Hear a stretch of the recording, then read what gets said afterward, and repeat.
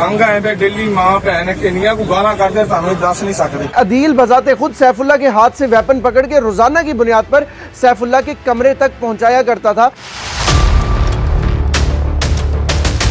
Inspector Saifullah Niazi मुझे मां बहन की गंदी गालियां निकालता था, बस यही वजह है कि मैंने इंस्पेक्टर सैफुल्ला को कत्ल कर दिया है। ये अल्फाज उस मोटरसाइकिल मैकेनिक के हैं जिसने इंस्पेक्टर सैफुल्ला को ना सिर्फ कत्ल किया बल्कि कत्ल करने के बाद बजाते खुद 15 पर कॉल करके बताया कि मैंने इंस्पेक्टर सैफुल्ला को कत्ल कर दिया। डॉल्फिन पुलिस वहां पर आई और भागने की बजाय डॉल्फिन पुलिस को अपनी गिरफ्तारी भी दी और वहां पर भी स्टेटमेंट दी कि सैफुल्ला नियाजी मुझे मां बहन की गंदी गालियां निकालता था और रोजाना की बुनियाद पर निकालता था। बस यही वजह थी कि मैंने आज सैफुल्ला नियाजी को उसी के पिस्तौल से कत्ल कर दिया है। तंग आए पे दिल्ली मां भैन किनिया को गाला करते थानू दस नहीं सकते। वाकया कुछ इस तरह से है कि सैफुल्ला नियाजी जो कि इंस्पेक्टर है और इस वक्त बाबू साबू इंटरचेंज के इंचार्ज के तौर पर अपने फराइज सर अंजाम दे रहे थे, जो कि शेराकोट के इलाके में क्वार्टरों में मकीन थे। जैसे ही अपने क्वार्टर से सुबह के टाइम निकलते हैं तो एक लड़का जो उन्हीं क्वार्टरों के नीचे मोटरसाइकिल मैकेनिक की दुकान पर काम करता था वो ऊपर जाता है और सैफुल्ला खान नियाजी के घर के बिल्कुल सामने जो कुछ एरिया था, जो छत थी, सेहन था,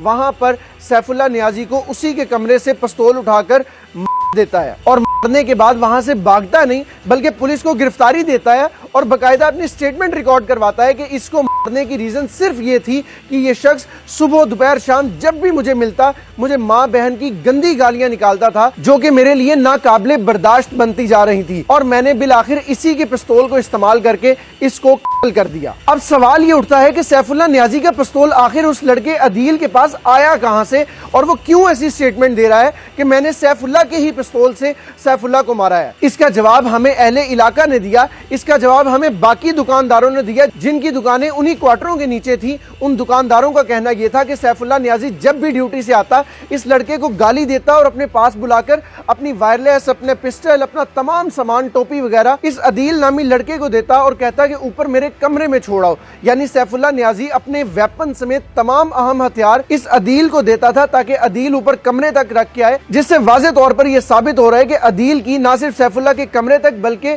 सैफुल्ला के वेपन तक भी बाआसानी रसाई मुमकिन थी। ना सिर्फ रसाई मुमकिन थी बल्कि अदील बजाते खुद सैफुल्ला के हाथ से वेपन पकड़ के रोजाना की बुनियाद पर सैफुल्ला के कमरे तक पहुंचाया करता था। बस इसी बात का फायदा उठाकर सैफुल्ला का पिस्टल अदील ने उठाया और सैफुल्ला को ही मार दिया। गड्डी खिला नहीं बना है, ਉਹਨੇ ਪਸੌਲ ਵੀ ਫੜਾ ਦੇਣਾ, ਬੂਟ ਵੀ ਫੜਾ ਦੇਣਾ, ਜੋ ਪਰਦੀਆਂ ਫੜਾ ਦੇਣੀਆਂ, ਹਰ ਬੰਦੇ ਨੇ ਉੱਥੇ ਛੱਡਿਆ। ਗੱਲ ਸਮਝਿਆ ਕਿ ਨਹੀਂ? ਜਿੰਨੂੰ ਉਹਨੇ ਆਵਾਜ਼ ਮਾਰੀ ਨਾ ਉਹਨੇ ਪਸੌਲ ਵੀ ਉਹਨੇ ਫੜਾ ਦਿੱਤਾ, ਜੁੱਤੀਆਂ ਵੀ ਫੜਾ ਦਿੱਤੀਆਂ, ਕੱਪੜੇ ਫੜਾ ਦਿੱਤੇ ਛੱਡਿਆ। ਤੇ ਡਰਦਾ ਕੋਈ ਉਹਨੂੰ ਇਨਕਾਰ नहीं कर मुलाजिम सन भाई।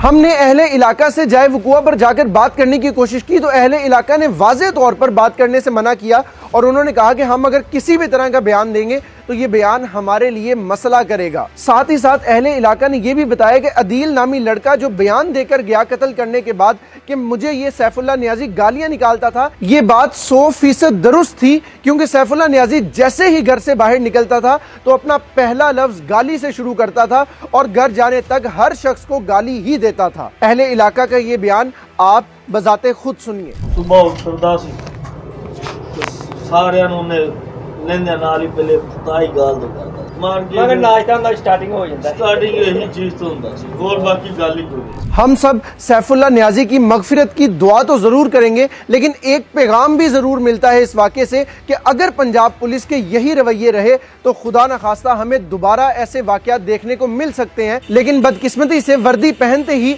किसी गरीब के साथ कैसे रवैये बदलते हैं पंजाब पुलिस के, ये हम सब बखूबी जानते हैं। इस सारे मामले पर आपकी क्या राय है कमेंट सेक्शन में जरूर दीजिएगा।